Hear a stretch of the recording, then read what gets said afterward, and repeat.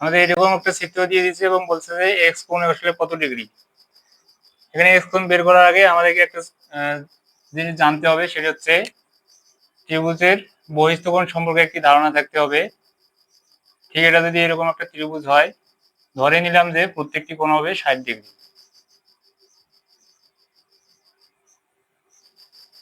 যদি এরকম হয় একটি ত্রিভুজ, এর কোণগুলো দেওয়া আছে 60 ডিগ্রি বা যে কোনো কোণ হতে পারে, তাহলে এই ত্রিভুজের যদি এই রশ্মিটিকে বর্ধিত করে দেয়, ঠিক এখানে যে কোণটি উৎপন্ন হবে এটি হচ্ছে এই ত্রিভুজের বহিস্থ কোণ।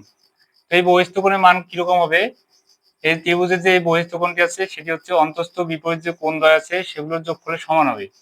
অর্থাৎ এখানকার ঠিক এই কোণের অন্তস্থ বিপরীত কোণ হচ্ছে এই 60 ডিগ্রি এবং এই 60 ডিগ্রি। তার মানে এই যে কোণ আছে এই কোণটি হবে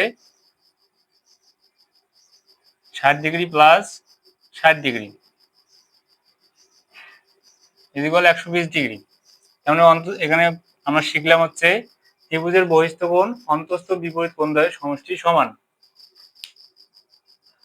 আমরা যদি এই রশ্মিটাকে এদিকে বর্ধিত করে দেই, তাহলে আমরা ডি এবং ই আর এখানে যদি বর্ধিত করে দেই, এটি হচ্ছে এ বিন্দুতে ছেদ করলো, তাহলে এফ এবং সি এই দুটি রশ্মি হচ্ছে সমান্তরাল রশ্মি। এর আগে আমরা শিখছিলাম দুটি সমান্তরাল রশ্মিকে যদি আরেকটি রশ্মি ছেদ করে তাহলে এই কোণগুলো সমান হয়, বিপরীত কোণগুলো সমান হয়, আবার একান্তর কোণগুলো সমান হয়। এটি যদি হয় হচ্ছে এক্স কোণ, তাহলে এটি হবে এক্স কোণ। আমরা যদি বর্ধিত করে দেই তাহলে এটি হবে এক্স কোণ। তাহলে এই ত্রিভুজের বহিস্থ কোণ হচ্ছে এক্স কোণ। এই এক্স কোণটি হচ্ছে এই ত্রিভুজের বহিস্থ কোণ। এ বি এবং এফ ত্রিভুজের বহিস্থ কোণ হচ্ছে এক্স।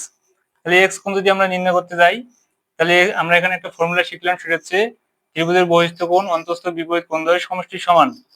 তো এই ত্রিভুজের যদি বহিস্থ কোণ এক্স নির্ণয় করতে যাই, তাহলে এই যে অন্তস্থ বিপরীত কোণ দ্বয় আছে 40 ডিগ্রি এবং 60 ডিগ্রি, এই দুটোর সমষ্টি সমান হবে। অর্থাৎ কোণ এক্স ইজ ইকুয়াল কোণ এ প্লাস কোণ বি। কোণ এ হচ্ছে 40 ডিগ্রি প্লাস কোণ বি হচ্ছে 75 ডিগ্রি। যদি আমরা দুটো যোগ করি তাহলে পাবো হচ্ছে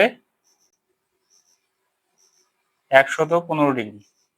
তার মানে এক্স কোণের মান হচ্ছে 115 ডিগ্রি।